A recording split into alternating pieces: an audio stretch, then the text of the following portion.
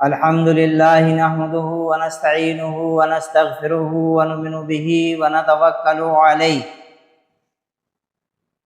व नऊज़ु बिल्लाहि मिन शुरूरि अनफुसिना व मिन सय्यिआति अमालिना मन यहदिहिल्लाहु फला मुज़िल्ल लहु व मन युज़लिलहु फला हादिय लहु व अशहदु अन ला इलाहा इल्लल्लाह व अशहदु अन्ना मुहम्मदन अब्दुहु व रसूलुहु।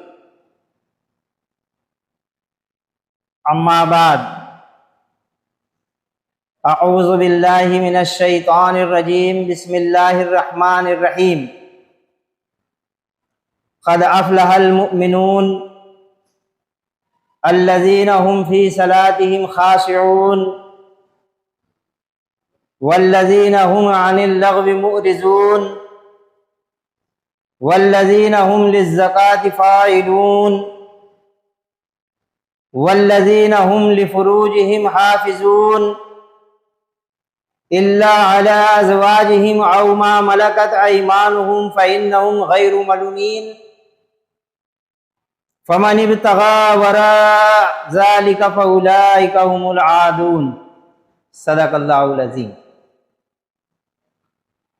रब्बि इश्रह ली सदरी व यस्सिर ली अमरी वहलुल उक़दतम मिन लिसानी यफ़क़हू क़ौली। मोहतरम बुजुर्ग हजरात और नौजवान भाइयों, अस्सलामु अलैकुम व रहमतुल्लाहि व बरकातुहू।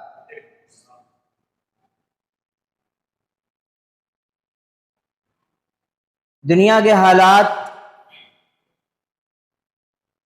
जिस तेजी के साथ तब्दील हो रहे हैं और जिस हालात से ये उम्मत वाहिदा गुजर रही है, ये अब कोई ढकी छुपी बात नहीं रही। हर रोज उम्मत मुस्लिमा के ऊपर एक नया जुल्म, हर रोज हमारे शाइर के खिलाफ एक नई साजिश, हर रोज हमारे शायरों में कहीं ना कहीं मुदाखलत आम बात हो गई। और इस हालत में उम्मत मुस्लिमा के अंदर एक हिजान बपा है, खास तौर से उस तबके के अंदर जो कुरान और सुन्नत से बहुत दूर है कि इन हालात में आखिर किया क्या जाए। हर रोज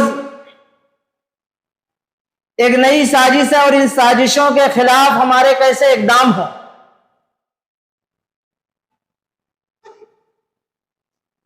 इन तमाम हालात पर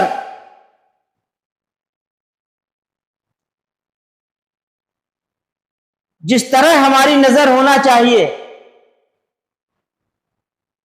उस तरह से हमारी नजर इन हालात पर नहीं है, बल्कि इस हालात के अंदर भी हम लोग कुरान और सुन्नत की तरफ रागिब होने के लिए तैयार नहीं हैं। और आज जो हालत उम्मत मुस्लिमा के ऊपर बपा है, ये कोई नई बात नहीं है। दुनिया के अंदर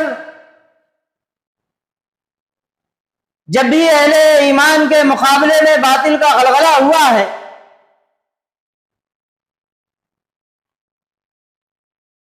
तो दुनिया के अंदर इसी तरह के तमाम तर मामलात पैदा हुए हैं। जब बनी इसराइल पर फिरौन गालिब आ जाता है, तो उसका जुल्म कहीं पर जाकर नहीं रुकता,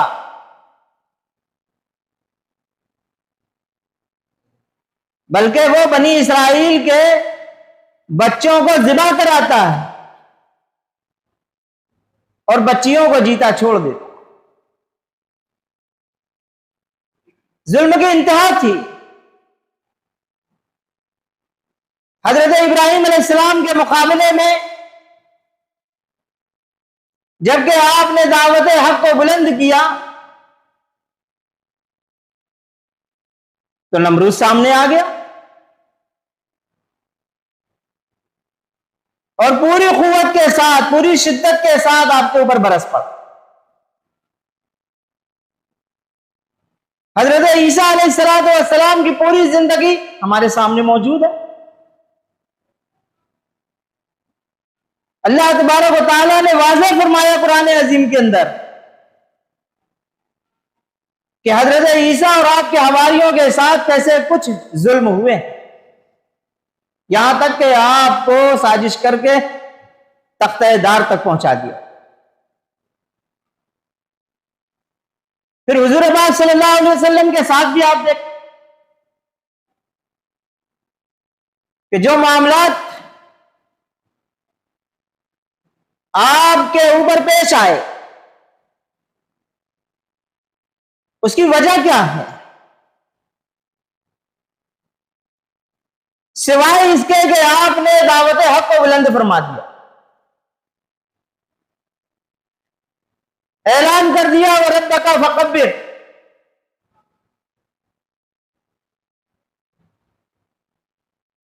किबरियाई तो सिर्फ और सिर्फ अल्लाह के लिए है और हम उसी के बड़े कर देने वाले हैं,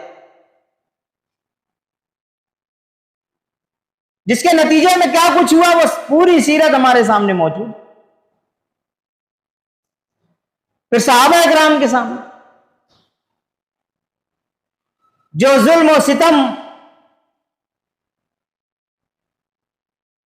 और साजिशों के जो अंबार उनके सामने लाए गए,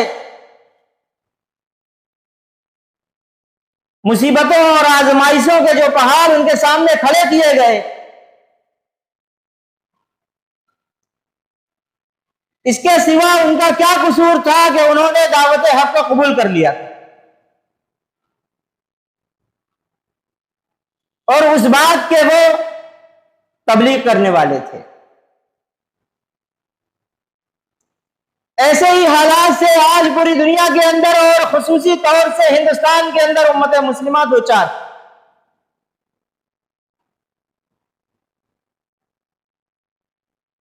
लेकिन मायूस होने की जरूरत नहीं। अल्लाह पाक ने हमारी रहनुमाई कुरान अजीम के अंदर कयामत की सुबह तक के लिए फरमाई। जरूरत सिर्फ इस बात की है कि हम इससे जुड़ जाएं। इसीलिए आज हमने जो अपनी तकरीर का मौजू इख्तियार किया है वो ये है कि मोमिनीन की वो सिफतें जो उसे जन्नत का वारिस बना दे।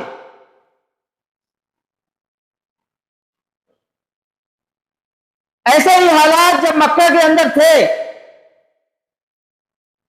मुशरिकीन बड़े खुश और खुर्रम थे, उनके यहां दौलत की रेल पेल थी, कारोबार में वो दूसरी कौमों से बहुत ज्यादा बढ़े हुए थे। इसकी तस्दीक अल्लाह पाक ने की। लिइलाफ़ कुरैश इलाफ़िहिम रिहलत सिताई व सैफ फलियअबुदू रब्ब हाज़ल बैत अल्लज़ी अतअमहुम मिन जूइ व आमनहुम मिन खौफ। ये कुरैश मानूस हुए, सर्दी और गर्मी के मौसमों से मानूस, बस उन्हें चाहिए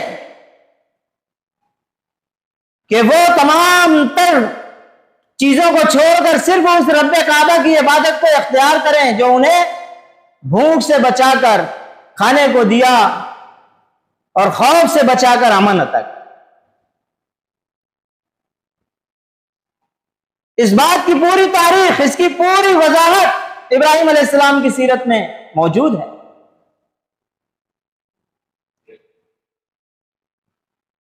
जब ये हालात मक्के के अंदर बपा थे और अहले ईमान का मजाक बनाया जा रहा था कि ये वो अल्लाह वाले हैं जिन्होंने इस बात का ऐलान किया कि इस कायनात का खालिक और मालिक अल्लाह है, और उसके जवाब में इनके ऊपर जुल्म की इंतहा कर दी गई, सब कुछ इनका बर्बाद हो गया।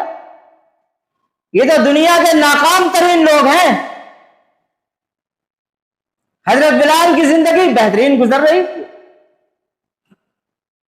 खुशखुर्रम थे, आका की गुलामी के बाद उसके लाडले थे। लेकिन जैसे ही उन्होंने इस बात का ऐलान किया कि मेरा मालिक सिर्फ और सिर्फ अल्लाह है, जो इस कायनात का खालिक है, तमाम तर दुनिया की जो मुसीबतें हो सकती हैं वो उन पर टूट पड़ी।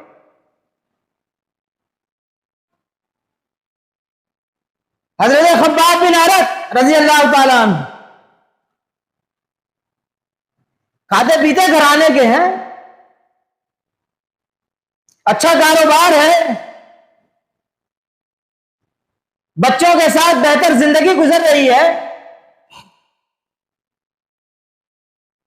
जैसे ही आपने ऐलान किया कि मेरा रब वो है जो जमीन और आसमान का खालिक है,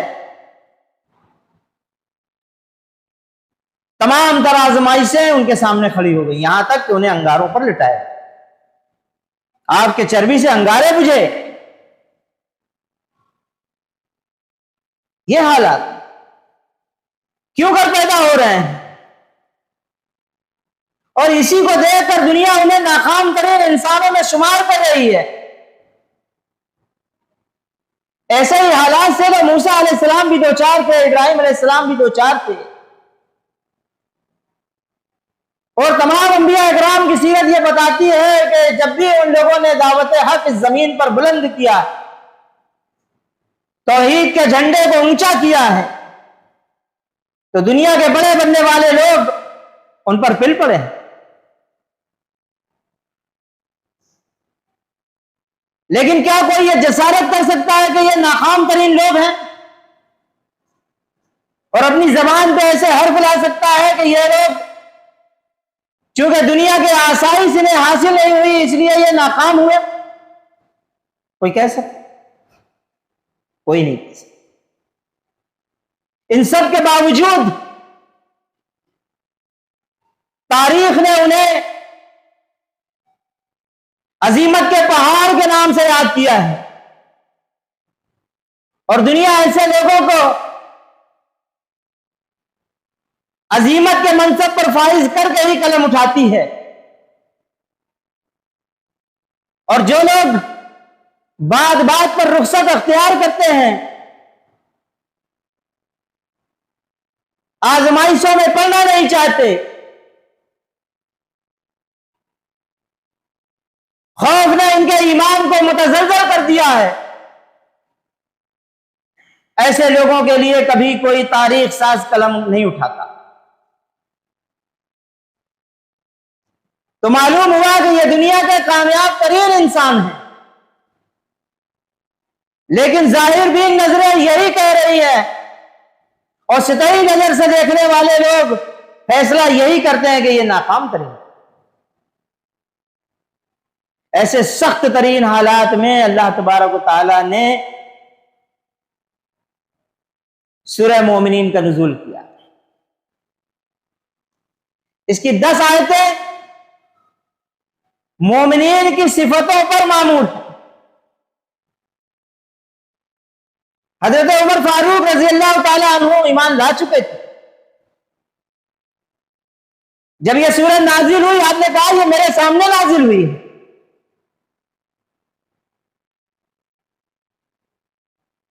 और हुजूर के ऊपर जब यह सूरह नाजिल हो रही थी उस वक्त मैं देख रहा था, और जब आप पर यह सूरह नाजिल हो चुकी तो आप मुस्कुराकर मेरी तरफ मुखातिब हुए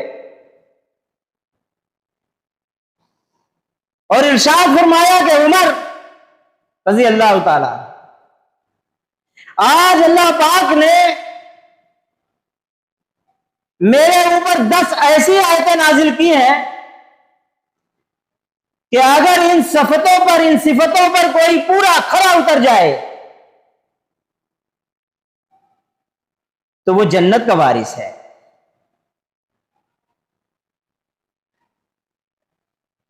और फिर आपने सूरह मोमिनीन की ये 10 आयत तिलावत फरमाई, जिसकी 7 आयतें आपके सामने हमने तिलावत की। पहली बात, इसके अंदर जो इरशाद फरमाया गया कद अफलहल मोमिनून,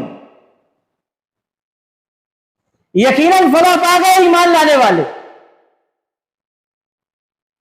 यकीनन फलाह पाई है ईमान लाने वाले।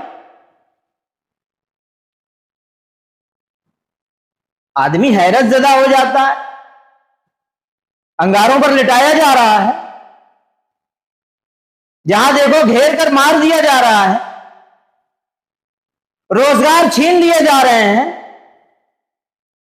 बल्कि मुसलमान जो उनके यहां जाकर मेहनत मजदूरी करता है उसकी मजदूरी भी नहीं दी जा रही है।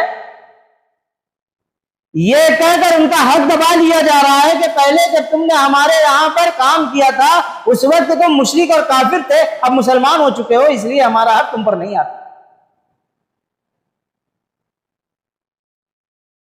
जिन्हें पत्थरों पर घसीटा जा रहा है, जिनका रास्ता चलना दूभर है, इस पैगाम के लाने वाली शख्सियत हरम में नमाज पढ़ रही है तो उस पर पथराव हो रहा है, उस मोहसिन इंसानियत के गले में फंदा डालकर कसा जा रहा है। और अगर आपके साथी जान पर खेलकर उनकी हिफाजत न करें तो करीब था कि आपकी जान निकल जाए। सजदे की हालत में आप पर गंदगी डाली जा रही है। ऐसे हालात में कहा जा रहा है कि फलाह पा गए,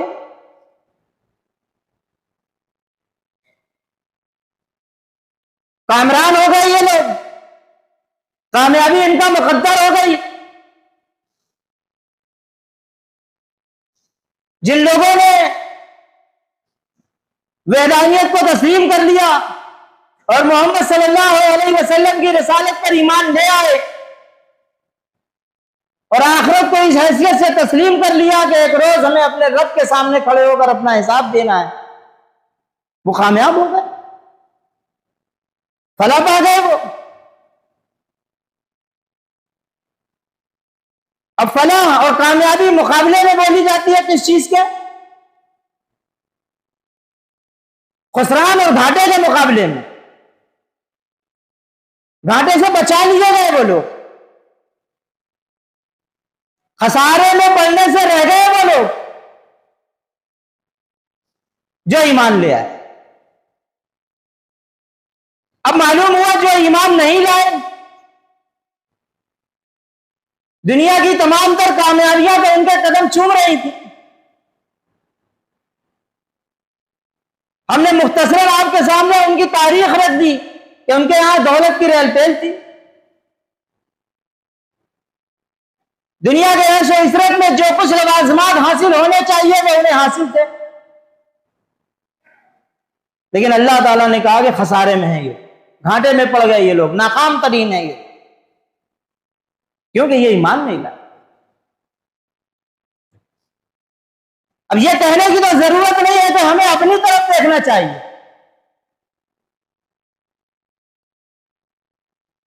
हमें अपने अमाल पर नजरसानी करना चाहिए और यह देखना चाहिए कि क्या ये अल्फाज हमारे ऊपर सादिक आ सकते हैं।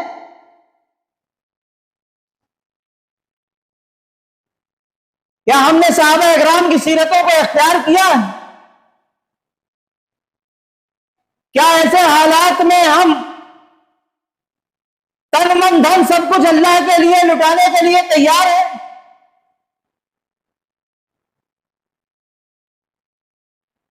अगर हैं तो ये बात हमारे ऊपर भी सादिक आती है,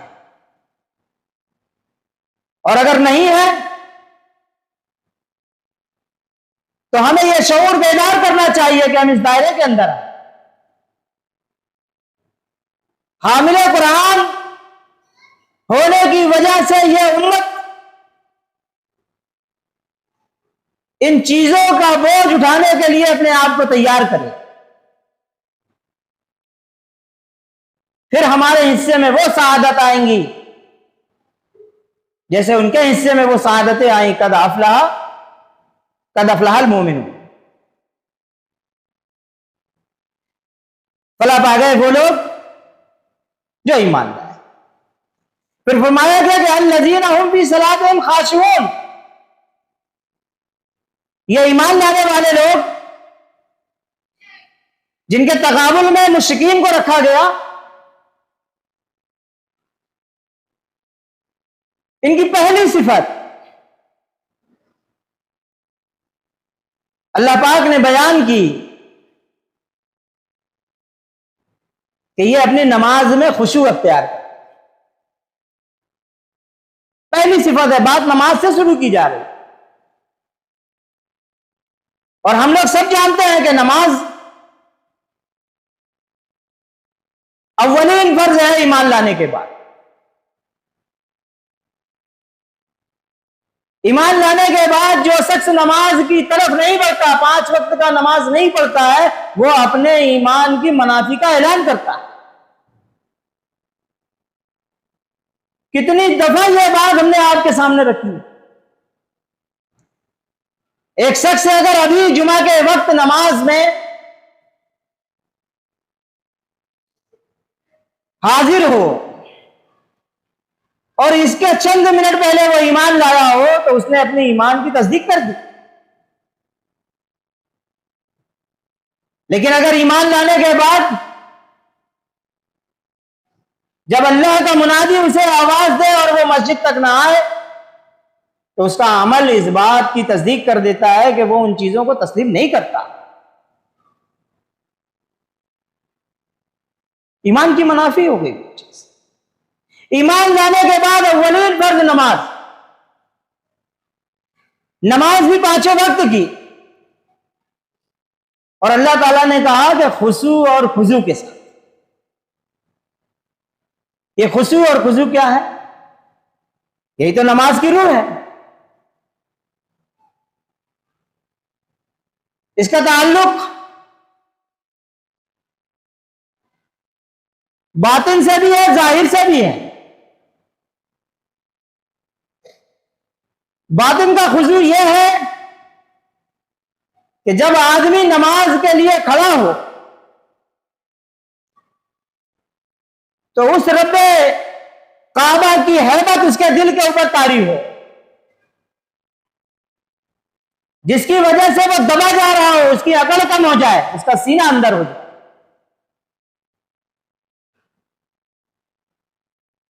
वो लरज रहा हो, इस तरह लरज रहा हो कि देखने वालों को यह महसूस हो कि यह शख्स इस तरह खड़ा हुआ है जैसे कि कोई इसके सामने जबरूत हस्ती मौजूद, इस तरह खड़ा। और जाहिर का खुशू यह है कि वो नमाज में सीधा खड़ा हो, उसके हाथ पांव हरकत ना कर रहे हो, हिल डुल ना रहा हो, बार बार कपड़े ना संवार रहा हो, अपने दाढ़ी के बालों से ना खेल रहा हो, कुर्ते का दामन ना सही कर रहा हो, अपने हाथ पांव को बार बार ना सही कर रहा हो। अगर इस तरह की हरकतें वो बार बार करता है तो वो अपनी नमाज को खराब करता है। हुजूर पाक सल्लल्लाहु अलैहि वसल्लम ने यह बात इरशाद फरमाई। एक शख्स को देखा कि वो नमाज पढ़ रहा है और नमाज पढ़ते वक्त अपने दाढ़ी के बालों से वो खेलता है। हुजूर ने फरमाया कि अगर इसके दिल के अंदर खुशू होता तो इसके जिस्म पर जाहिर होता। याद रखो कि खुशू यहां होता है, यहां दिल के। ये बात इरशाद है। तो पहली सिफत जो अल्लाह पाक ने बयान की इस हामिले कुरान उम्मत के लिए, वो ये है कि वो नमाज कायम करे खुशू और खुशू के साथ, वो नमाज पढ़े खुशू और खुशू के साथ।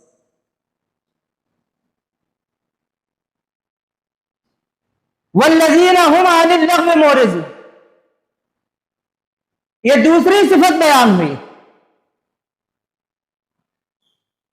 वो लोग जो फलाह पाने वाले हैं वो लग़वियात से दूर रहते हैं। अब लग़वियात तमाम फजूल और लायानी चीजों का नाम है, लेकिन इतनी आसानी से यह समझ में नहीं आ सकता और वक्त भी पूरा हो चला है, इसलिए हम अपनी बात को यहीं पर रोक देते हैं और इंशाअल्लाह वल्लज़ीना हुम अनिल लग़्व मुअरिज़ून पर गुफ्तगू आपके सामने अगले हफ्ते में करेंगे। रब्बना तक़ब्बल मिन्ना इन्नका अंतस समीउल अलीम व तुब अलैना इन्नका अंतत तव्वाबुर रहीम व आखिरु दावाना अनिल हम्दुलिल्लाहि रब्बिल आलमीन।